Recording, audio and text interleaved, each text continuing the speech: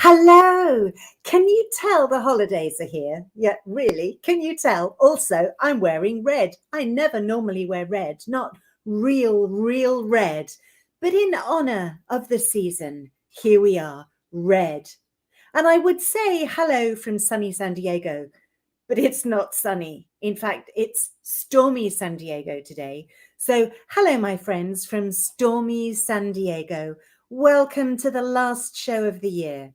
My name is Andrea Kuchin. Da-da. There it is, Andrea Kuchin. I am My Home Biz Tips, myhomebiz.tips. TIPS stands for Tools and Ideas that Produce Success. And it is my aim in life to introduce you to as many tools and ideas that produce success as I possibly can. You can reach me at andrea@myhomebiz.tips. You can also call me or text me on 858-252-1190. As I said, today is the last broadcast of the year. It's our holiday broadcast, and next week I won't be here, and the week after I will not be here. But I'm coming back full force January the 4th with an interview to kick-start the year with, you know what, I'm not going to tell you. It's a surprise, but I have an interview scheduled on the 4th of January. And then after that, we're going to talk about goals. I had a fantastic meeting this morning with a wonderful young woman. I mean, seriously wonderful young woman who made a couple of very interesting comments. And one of them was that for a while she was embarrassed about the goals that she had because she would mention them to people and they'd say, "Ooh, you'll never be able to do that. Ooh, that's a big one. That's a lot. That's too much. That's too big. That's not right." How do they get to judge? I'd like to know. Who gets to judge what you want to achieve in your life, right? Luckily, she didn't listen. And as a result of not listening, she was actually able last year, and it didn't take her the whole year. I don't know how many months it was, but it was not the whole year. She was able to handle $50,000 worth of debt. And at the beginning of the year, when she said that was what she wanted to do, a lot of people said that was a tall goal. It was too high. It was not achievable. And now she's saying, what goal is not too high, is too high for me? Is there such a thing as a goal that's too high? Probably not. So we're going to be talking a lot in the new year about goals because I'd like you to think about them now. I'd like you to start thinking about what you want for next year. What do you want to achieve in 2022? If you're a cautious kind of a person, as I have to admit I am, who would never make an agreement if you weren't absolutely certain that you could do it, or would never make a promise without being certain that it would be possible. You can do two lists. You can do what you consider to be the realistic goals that you might actually be able to achieve, and the big, hairy, audacious goals, as Darren Hardy calls them. The goals that you think are too much of a stretch, because we can work on those too. But I don't want to be over gradient or too enthusiastic with those of you who really can't see your ways to doing that. So let's do that. Let's work on one big list if you're really brave, two lists if you're more of a cautious kind of a person. But I want everybody to at least have one thing that they actually don't believe is achievable. Just one thing that they think is so massive that it's not doable. Like, for example, Robert, who I love to bits and who you've met several times, has a goal. I'm not sure what the time frame is on this one, but his dream, his goal in life with his business is to pay $1 million in taxes. Just imagine how much money you need to make to be able to pay that much to the IRS, right? That's what he's going for, which I'm sure lots of people think is unrealistic. But it's not, because if you think of all the things that have been achieved by people in life, most of them were unrealistic, weren't they? I mean, who would have, when, I don't know exactly what Zuckerberg intended when he started Facebook, but I'm sure people said that he'd never get enough of an audience, never mind make any money. Or the Microsoft people, or the Apple people, or Nikola Tesla. Anything. People have ideas and other people look at them and think you're nuts. Well, thank goodness the people who are nuts still persevere. Because if it weren't for the people who were nuts, we'd probably still be living in caves, really. So let's get ourselves out of the caves, even just the caves of our emotional beliefs, and let's really push for something amazing next year. And we'll do more in the Facebook group in terms of supporting each other. I would also recommend that you read. We've talked about reading a lot this year. Read a good book over the holidays. Carve yourself some time to actually sit down and read a really good book. Which brings me actually very neatly to the rest of the show. Because last week I said, what would you like to know? What questions do you have that you'd like to ask me?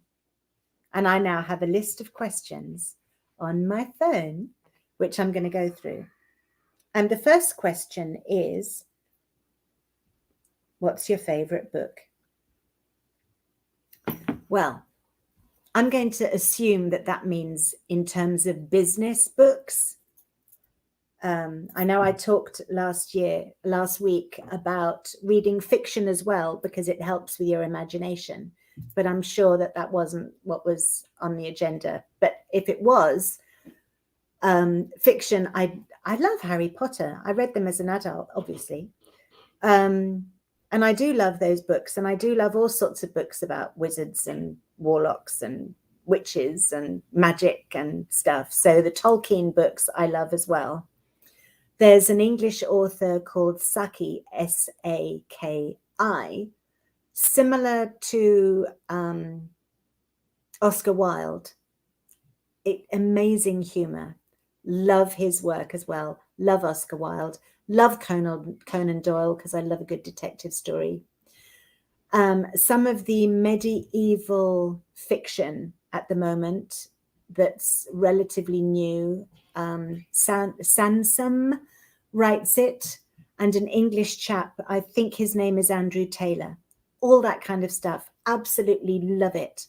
And there's an author, I think, called Stephen Saylor, who wrote a series of detective novels set in ancient Rome with a character, I think, called Gordanus or Giordanus or Joydanus, something like that. Those are brilliant as well. Real escapism, pure fiction. Love it. In terms of business books,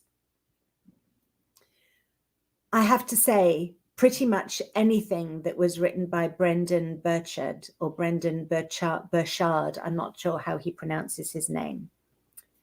The high impact, something to do with having a high impact, manifestation, or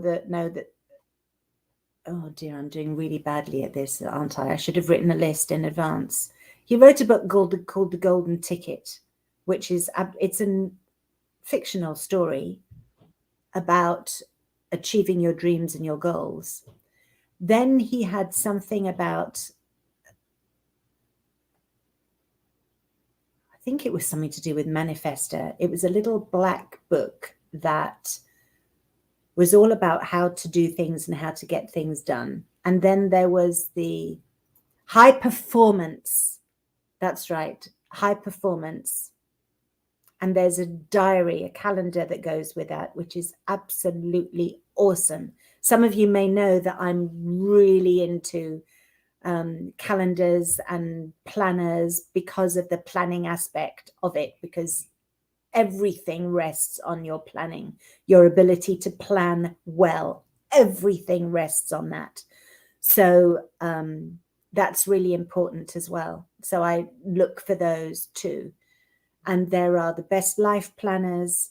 There's a company called Intelligent Change, which has a 5-minute journal, which is a really good book to use. Again, it's a journaling book rather than a book to read. They've got a couple of others. And then there's Best Life, as I said, and even things like the Panda Planner, really, really good. Anything that makes you focus on what you need to get done. And I've played with these myself. I've even created my own templates. In fact, I intended at some point to have an Etsy shop and put all these things on sale in my Etsy shop. But, you know, I can only do so many things at once. I may well ask in the beginning of next year whether anybody's interested in beta testing some of my designs to see if they're actually helpful to other people other than myself, because I know they work for me. But the question would be, do they work for other people? Anyway, back to books. So classic business book, Getting Things Done by David Allen, absolutely essential. You have to put it in the context in which it's written, though. It's about managing your daily tasks. It's not about having huge goals and getting through those. That's a different conversation. So I've heard people complain that it's, you know, it's too detailed on a daily basis. Yes, because that's what it's about. It's not about the long view so much. If you want the longer view, then Brendan Burchard is a better one. Jordan Adler, brilliant book, Beach Money. Then there's the Beach Money Journal. Then there's Better Than Beach Money. Great for thinking about how to deal with things, how to deal with people, mindset, you know, the challenges that some people face. And his success is crazy. I mean, he's crazy successful, that man. Amazingly successful and charming and sweet and lovely. So that's definitely a book to read. Now, I know the internet is inundated with books that you can read by people. Read something by somebody who's actually done.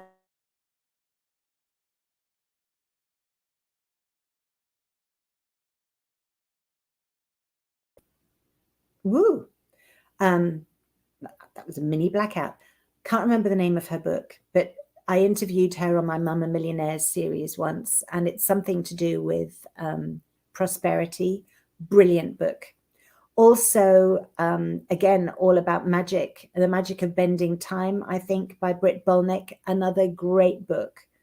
And you can get these on Kindle, or sometimes people have chapters of their book. I'm sure I'm going to forget something, but those are definitely some of the books that I would recommend. Definitely, definitely keep reading. Have something that you're reading absolutely all the time. Again, even if it's a fictional book, because as I said last week, that feeds your own imagination. Very important. What's the most important skill in running a business? Well, it's very interesting, actually, because I feel a little bit chicken and egg about two different things. One of them is mindset, and one of them is taking action. There are many, many, many, many, many mindset gurus who are brilliant, and they help you get over the things that get you stuck. Another good book, Excuses Be Gone, by Wayne Dyer. In fact, pretty much anything by Wayne Dyer, pretty much anything by Rhonda Byrne, also very much connected to mindset and how you think. Really, really important. It's very important to work on your mindset. However, and this is just my viewpoint, so here's a disclaimer. This is me talking. This doesn't relate to any of the authors I've just mentioned. This is me only. There are other people who share it, and I'm sure I've heard other people talk about it, but don't go to them. This is me. If you disagree, it's me you're disagreeing with. Please don't get upset. You are entitled to your own viewpoint. In my experience, it is easy to use the excuse, even to yourself, that, oh, well, you know, I haven't done enough mindset work. I haven't done enough mindset training. I'm not really good enough at this. I need to spend more time on my mindset, etc., etc. And then, you know, often people hire a coach. Great. Do that. Hire a coach, but be careful who you hire, because I've also heard of coaches who charge an insane amount of money and, you know, teach you to do a manifesting diary, and you end up with nothing at the end of the year.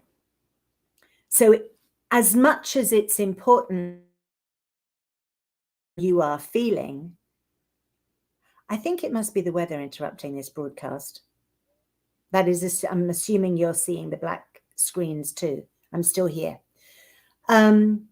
Much as mindset is absolutely essential, action comes first. I know that sounds really weird, because you think you have to be in the right mindset in order to be able to take the action. Do you? Have you ever not wanted to go to a party and then gone and had a really great time? The mindset was, I didn't feel like going to the party, but you took action and went to the party. The result was you had a great time. Now, if you'd let your mindset control you, you would have stayed at home. And you might even, God forbid, then the next day have regretted the fact that you didn't go to the party, right? There's that as well. So don't let mindset control you. I would say, I know I said it's chicken and egg, but now I've talked about it, it's not actually. It really is very clear.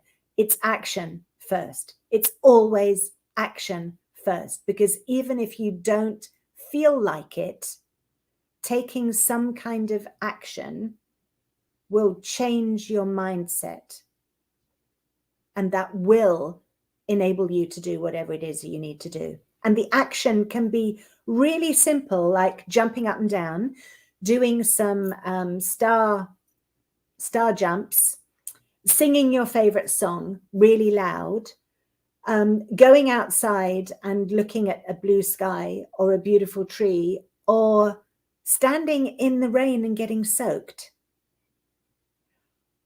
Something that is going to snap you into present time, something that's going to show you where you are, something that's going to get the blood pumping around your body, get your brain oxygenated, and then you can do whatever it is. The action is not necessarily picking up that £400 phone to call that person to see if they want to sign up for your whatever it is, or buy the whatever it is, or whatever it is. That is not necessarily the action. So if you're having mindset issues that are stopping you from doing your follow-up, for example, and I come along and say you have to take action, that doesn't necessarily mean do your follow-up, although ultimately, obviously, it does. It means do something that's going to make it possible for you to do your follow-up, whether you feel like it or not. Go to the party. You might have fun, or meet someone new. I mean, really, I can't think of a single occasion where I didn't feel like going to an event, to a party or a dinner party or a movie or something like that, where I didn't afterwards think to myself, I'm glad I did that, because I actually feel better. I can't think of a single.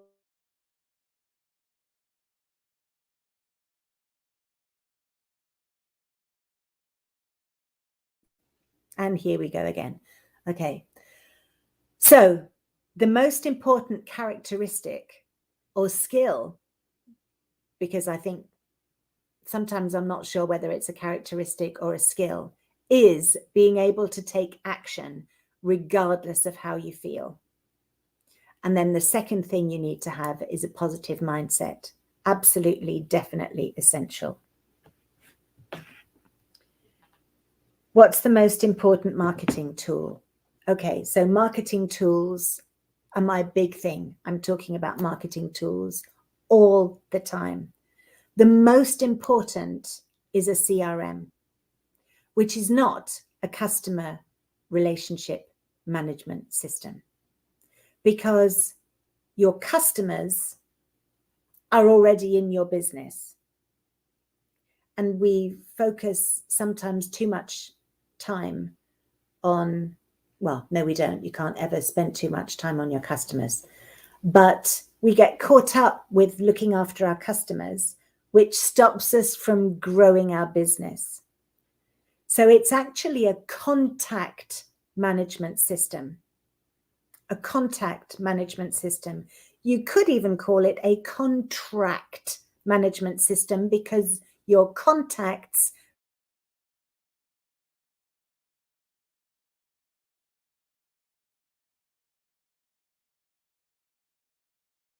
need something which is tracking your communication history with a person and reminds you when you need to follow up with them next, regardless of whether they're on your email list or whether they're on your texting thingy, or maybe as well as or included in that whole thing. You can hack Google to do that for you. You can hack Google into a really good customer contact, contract, connection management system. Connection management system, I'm going to call it, because it manages your connections, and your connections become currency. So something that keeps you, lets you know where to get the data on them, and something that reminds you, most importantly, about where you are in the communication with them and what you need to do next. So whether that's sign them up as a customer, or make sure that they're using the system, or remind them that it's the holidays coming up and they've got to get their holiday cards out, or whatever it is, or send them a birthday card, it reminds you what you need to do next, so that you never drop anybody. That's the most important tool, even if it's a paper calendar, and it's easy enough to do. You always need to know what your next step is in communication with someone, right? You always need to know where you are talking with that person, whether they're coming on or they're already in, because you do need to look after those people. Because what happens when you look after your customers? Yes, they refer you. You can actually get to the point where you don't need to do any marketing, because you're referrals only. I know realtors who are actually referral only because they've got such a good system in place. They never need to ask for referrals, right? And you may know that real estate agents are notorious for asking referrals everywhere. And I know several who never do that because they don't need to, because they're getting enough referrals from the people that they're regularly communicating with, whether they're customers or not. That's the really important thing. So you need to do activities that keep you top of mind with people, whether they are your customer or not. Some people will never be your customer. They might live too far away. You know, they might live in a completely different place. However, that's not going to stop them referring people to you if they know, like, and trust you. Whether they do business with you themselves or not, doesn't matter. I used to think it did, but it actually doesn't. That's something that changed over the last couple of years in this world. Our ability to connect to a wider audience, and our inability to connect to the people who are right next door or in the same city. Anyway, it's opened our eyes to people who were further away. And I used to think that I could only refer someone I'd done business with. unless I wasn't in that business at all. But actually, that's not true. I can know, like, and trust someone and know that I would do business with them if I were in that environment or needed that service. I can still refer them to people. And so that's what happens when you get a good CRM. So that's the most important that's the most important tool, I think. And then your funnels and your automations and all that come afterwards. How many hours a week do you have to work to be successful? How long is a piece of string? How many hours a week do you have? Okay, the question really should be, how many hours a week can you squeeze in? For example, most of the people I work with are women, and most of them have children. Now, if your children are at home and they're little, your time's going to be relatively limited, right? Because there's still a lot of other stuff you've got to do. So if you're in a position to delegate something, delegate house cleaning or looking after your kids a little bit. I know it sounds awful, and I would never have said that or thought that when I was the mother of a little daughter. But as she's growing up now, and I'm looking back at what she can remember, she doesn't necessarily remember when I was there with her every minute of the day before she went to school. So I believe that it's perfectly safe and it's not of any detriment to your relationship with your children if you spend a couple of hours away from them during the day working on your business. There's still plenty of time to play with them. I remember years ago, I had a school friend who had a child, and she needed some thinking time to get some work done. So she would go to my flat, which was peaceful and quiet, and she'd work, and I would go to her house and look after her kids for a couple of hours, or her daughter for a couple of hours. And that gave her space, and that gave me something to do because I wanted to be a mum and have kids, and at least I could play at being a mum and having kids for a little while. And I got outside because I had to take them for a walk, and we used to go and play in the park. So it gave me the opportunity of getting outside with them a little bit. And otherwise I would have been sitting at my computer absolutely all day long. So it was good for both of us. So if you can, delegate things like cleaning your house, looking after your laundry, and even looking after your kids to somebody so that you've got a couple of hours a day. And plan. You have to plan every single minute so that those 2 hours are really, really efficient. So you need to know what your most important tasks are, the things that are actually generating income for you, so that you can do the best that you can in that limited time. And then as your children get older, you'll have more time. Once they go to school, you'll have more time. Then when they're older than that, you'll have more time. And then you'll be begging them to spend time with you. Believe me, that's how it goes. So put every single spare bit of time that you can into your business. The more time you put in, the better the results will be. But be very, very smart about how you use that time. And I'll be talking more about that next year when we begin the year and we start focusing on our goals and getting those achieved, because doing the right activity makes a massive difference in terms of, using your time efficiently and getting the right things done and actually moving your business forward.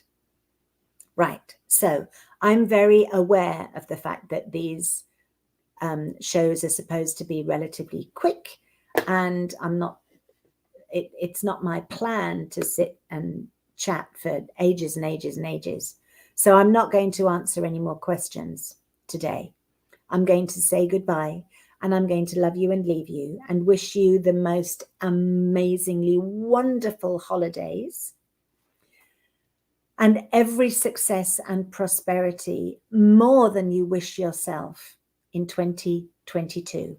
More than you wish yourself, because I know that if you're anything like me, you're probably under wishing rather than over wishing, which is why it's so important to have at least one goal that you believe is totally unrealistic, because how amazing it would be if you could actually get it done. I mean, imagine saying to yourself at some point, I'm going to get rid of this $50,000 debt I have. And it's like, I don't even earn $50,000. So how on earth am I going to have $50,000 extra to pay this debt down? Then at the end of the year, you look back and it's like, I did it. I've done it.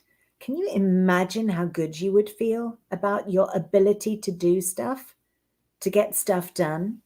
Right. And that, my friends, is what I wish for you next year. Every success. So if you have any questions, sorry, my mouse has stopped working. If you have any questions or need any help, email me, andrea@myhomebiz.tips. TIPS stands for Tools and Ideas that Produce Success.